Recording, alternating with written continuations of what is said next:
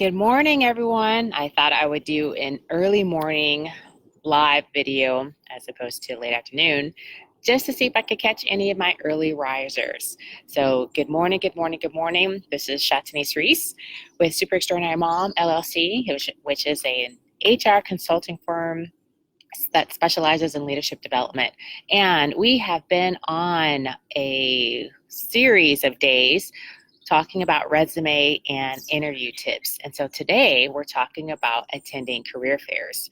And so why am I talking to you about career fairs? Well, in my 20-year career as an HR professional, I have attended more career fairs than I can count and have reviewed tens of thousands of resumes and conducted a similar amount of interviews. And so I want to share some tips that I think would be helpful to you if you plan on attending a career fair or a job fair anytime soon. So I am outside, and so you may hear airplanes and crows and other birds. You may even hear a cow every now and then. So do not be alarmed. I'm okay. So attending a career fair, when you attend a career fair, before you even get to the career fair, I encourage you to conduct your research. Usually, career fairs will post who will be in attendance, which companies will be there.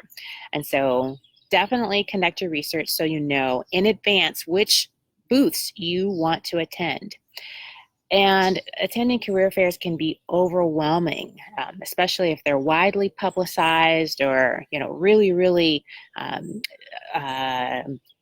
if they're hosted by a big name such as, Coke or Delta or Google, or if one of the schools hosts it, if Georgia Tech or Georgia State or Iowa State or, any of the institutions will have career fairs. As a matter of fact, we will be leading into the career fair season soon.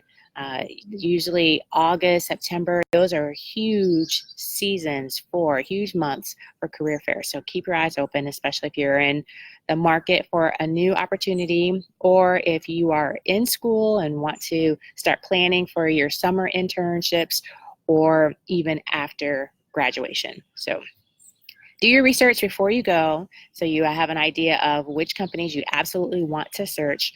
Go to or connect with while you're at the career fair. Go to their websites, see what opportunities they have that fit you. When you arrive at the career fair, something that I learned recently as being a member of Six Flags Over Georgia is consider going to the back first. So instead of, as soon as you go in, trying to hit all of those companies that are right there at the front door, consider going to the back and working your way to the front. So that way there's less populated and it's not as busy if you start at the back. Now, of course, if you are trying to be the first in line for one of those major companies, I totally understand it, I get it. But certainly consider starting at the back of the career fair and working your way to the front. And you'll be able to avoid long lines. I'm sure if you've been to career fairs before, you know how those lines can be extremely long and wrap around. So that's just some strategy. Also, before going in, as I stated, you're checking out which opportunities are available. Make certain make certain you understand what you offer. I can't tell you the number of career fairs where I've been representing, my employer, and people will come up, they have the resume in hand, and they just shove it saying, hey, I want an opportunity at your job, at your place of employment. What do you have? What's good for me? I much rather individuals come to my booth. They have researched at least a little about the company, and they know what their skill sets are, and they may not know all of the job opportunities that we have open, and that's okay, but at least they know what their skill set is and what they are seeking in terms of an opportunity.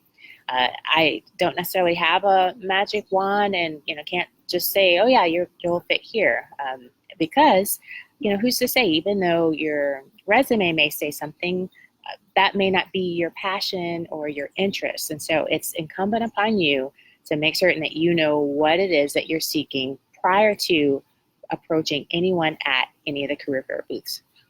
And when you are connecting with that recruiter, that hiring manager, oftentimes employers send their teams, remember, try to make yourself memorable.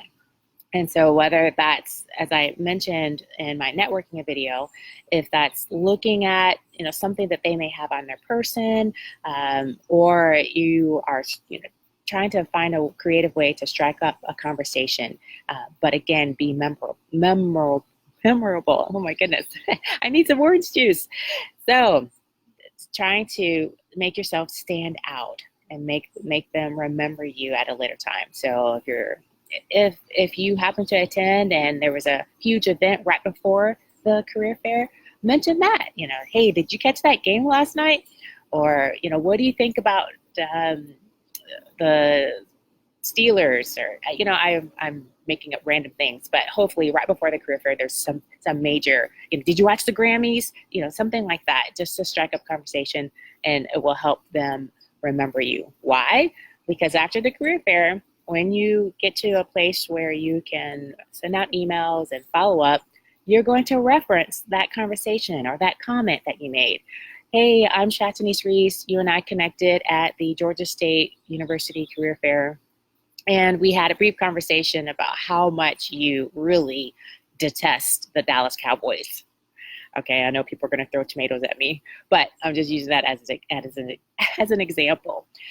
And, especially if you can get people to laugh, it will help make that connection. It's all about making connections.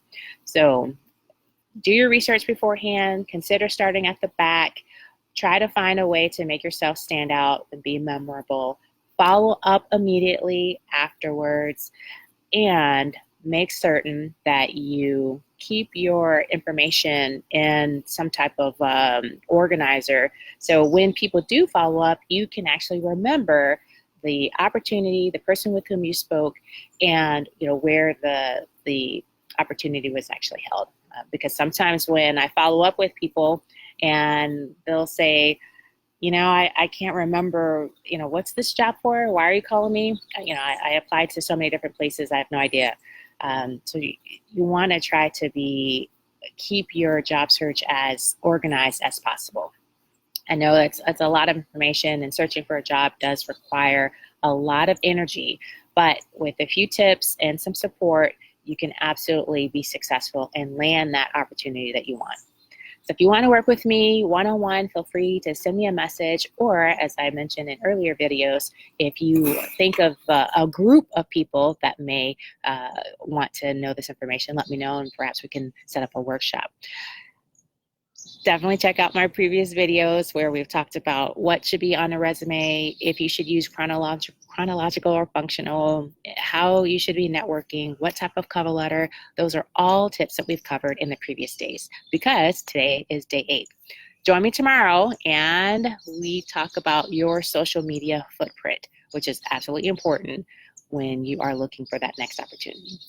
So thank you for joining me on this Wednesday morning. My name is Shatanice Reese. Talk to you soon. Bye.